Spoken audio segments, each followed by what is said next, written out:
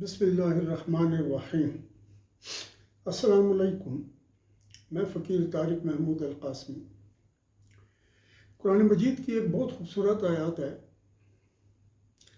اعوذ باللہ من الشیطان الرجیم ارأیت من اتخذ الہہ ہواہ۔ اے میرے حبیب، کیا آپ نے اس شخص کو دیکھا جس نے خواہش نفس کو اپنا معبود بنا لیا؟ بیسیکلی ہمارے معاشرے میں شرک کی بڑی رٹ لگی ہوئی ہے، اور بڑے بڑے موٹیویشنل اسپیکر آئے ہوئے ہیں، اور انہوں نے ایک اور طریقے سے دین اسلام کو ختم کرنے کی اور دین اسلام کو برباد کرنے کی کوشش شروع کی ہوئی ہے۔ لیکن وہ شرک کی بات کرتے ہیں، لیکن اس شرک کی کوئی بات نہیں کرتا جس کے بارے میں نبی علیہ السلام کو اللہ تعالیٰ نے جو ہے تو اس کے بارے میں متنبہ فرمایا اور اس کے بارے میں بتایا، اور وہ ہے خواہش نفس کا معبود۔ اور اس دور میں جو سب سے بڑا معبود ہے خواہش نفس کا، شہوت کا، وہ عورت ہے۔ اس طریقے سے عورت کے لیے مرد ہے۔ مغربی معاشرے نے ہماری اخلاقی اقدار کو اس طریقے سے ہلا دیا ہے کہ ہم کسی بھی صورت میں مغرب سے پیچھے رہنے کو تیار نہیں ہیں۔ جو نبی علیہ السلام کی حدیث شریف آتی ہے، آپ فرماتے ہیں کہ میری امت میں سے لوگ اس طریقے سے تباہ کریں گے، یہود و نصارہ کا میں مفہوم پیش کر رہا ہوں، کہ اگر وہ کسی سوراخ میں جائیں گے تو وہ بھی اس سوراخ میں داخل ہوں گے۔ اگر ان میں سے کوئی اپنی ماں کے ساتھ زنا کرے گا تو میری امت میں سے بھی ایک شخص پیدا ہوگا جو اس طرح کا کام کرے گا۔ آج ہم دیکھتے ہیں کہ یونیورسٹیز، اسکول، کالجز میں جس طریقے سے سیکس کا ایک عجیب و غریب انداز چل پڑا ہے، ٹیچر کا اسٹوڈنٹ کے ساتھ افیئر ہے، اور اس کے علاوہ گھروں کے اندر جس طریقے سے قصے چل رہے ہیں، اللہ تعالیٰ اپنے حفظ و امان میں رکھے۔ ایک بات جو یہاں پر میں کرنا چاہ رہا ہوں وہ یہ ہے کہ یہ جو لوگ ٹیچر ایک اسٹوڈنٹ کے ساتھ بناتا ہے، اس کو لالچ دیتا ہے، کچھ کرتا ہے، اور اس کی عزت کو پامال کر دیتا ہے چند نمبروں کے عوض، یا وہ لڑکی بھی اس طریقے سے اپنے آپ کو بے وقوف بنا رہی ہے، تو ایک بات یاد رکھیں، جو مرد کسی کی بہن، بیٹی کے ساتھ رشتہ قائم کرتا ہے، بیوی کے ساتھ قائم کرتا ہے، کچھ بھی کرتا ہے، نبی علیہ السلام فرماتے ہیں جو کسی مومن کی عزت کو برباد کرے گا، اگر اس کی عزت 7 پردوں میں بھی چھپی ہوئی ہوگی، اللہ تعالیٰ اس کی عزت کو برباد کر دے گا۔ آج جو لڑکیاں بڑے شریف گھرانوں کی ہیں، لیکن اور بڑا ہی ان کے بارے میں ہے کہ جی بڑا پردہ مردہ، اور پھر آخر میں وہ پکڑی جاتی ہیں اور بڑے برا حال ہوتا ہے، کچھ خودکشیاں کر لیتی ہیں۔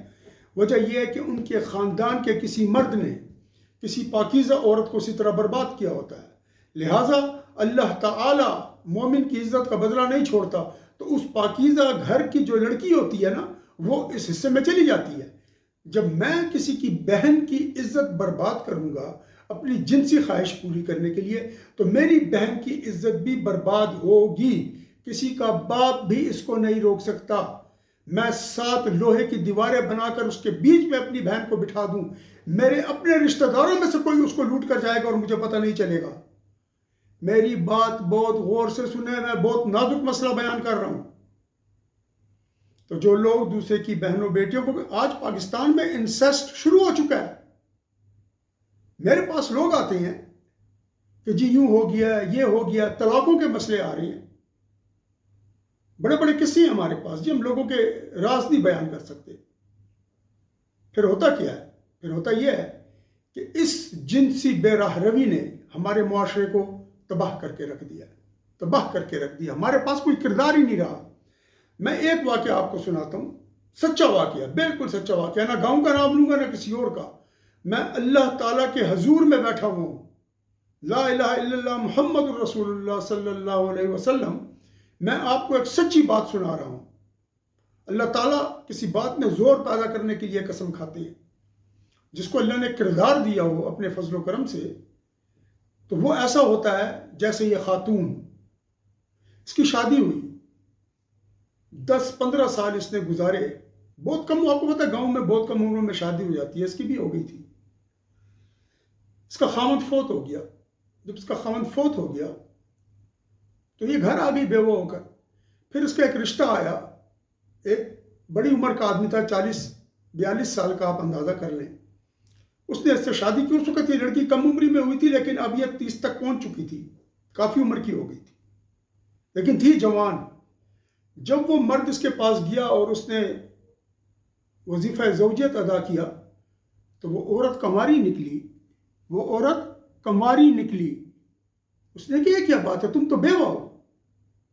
پھر اس عورت نے یہ قصہ اس مرد کو بتایا، پھر اس مرد سے یہ قصہ مشہور ہوا، کیونکہ اس مرد نے اپنی بیوی کو بہت عزت دینی شروع کی تو گھر والے جل گئے کہ یہ کیا ہو گیا۔ پھر اس نے مرد نے اپنی ماں کو بتایا کہ باپ کو بتایا، تو سب کو پھر پتہ لگا کہ یہ عورت کتنی عظیم کردار کی ہے۔ اس عورت کے قدموں کی خاک پہ مجھ جیسے کروڑوں مرد قربان۔ سلام ہے اس عورت کو۔ رابعہ بصری کا نام سننے والے آج کے دور میں اس رابعہ بصری کو بھی دیکھیں، جو پاکستان کے ایک چھوٹے سے گاؤں کی ایک عظیم الشان خاتون ہے۔ کیوں آپ میں یہ چیز نہیں ہے کیا؟ اللہ تعالیٰ مثالیں پیش کرتا ہے، یہ وہ مثال ہے جو میرے اور آپ کے لیے مشعل راہ ہے۔ آپ کس راستے پر چلنا چاہتے ہیں؟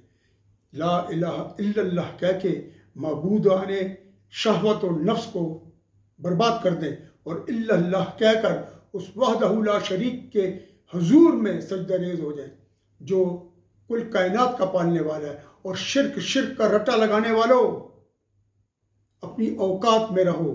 ہم اہل سنت صوفیاء سے بڑا موحد کوئی ہے ہی نہیں اس کائنات میں۔ ہم ہیں جو اس طریقے کی باتیں کرتے ہیں، اور ہم ہیں جو اس طریقے کے قصے آپ کو سناتے ہیں۔ نکلو اس سیکسول عرص سے، بیٹھے ہوئے ادھر بکواس کرنے میں، لڑکوں کے ساتھ تم انوالو، لڑکیوں کے ساتھ تم انوالو، تمہارے اپنے گھر میں کیا ہو رہا ہے کسی کو کچھ نہیں پتا۔ جو بھی زنا کرنے والا ہے، اس کی اگر بیٹی پیدا ہو گئی ہے، دوسروں کی عزت لوٹنے والا ہے، اس کی بیٹی پیدا ہو گئی ہے، اپنی اوقات میں آ جاؤ، ورنہ تمہیں پتہ بھی نہیں چلے گا، تمہارے گھر میں تمہاری بیٹیوں کی عزت لوٹ لی جائے گی۔ اللہ تعالیٰ کا یہ وعدہ ہے کہ جو کسی مسلمان کی عزت کو لوٹے گا، میں 7 پردوں میں اس کے عزت کو برباد کر کے رکھ دوں گا۔ اللہ تعالیٰ ہر انسان کی عزت کا محافظ ہے۔ تمہاری شہوتیں تمہارے گلوں میں پڑھ کر قبروں میں اتریں گی۔ آج وقت ہے، توبہ کرو اور اس خاتون کو مشعل راہ بناؤ کہ نبی پاک صلی اللہ علیہ وسلم کی تمام تر تعلیمات کا نچوڑ اس جیسی اور بہت سی خواتین میں ہے، اور اس معاشرے میں اس جیسے مرد بھی بہت ہیں۔ اجازت چاہوں گا، اللہ تعالیٰ آپ کو اور ہمیں اپنے عشق و محبت سے اس طرح نوازے کہ ہمارے کردار سونے سے بھی بڑھ کر آگے ہو جائیں، اور اللہ تعالیٰ ان کو قبول فرمائے۔ وآخر دعوانا ان الحمد للہ رب العالمین۔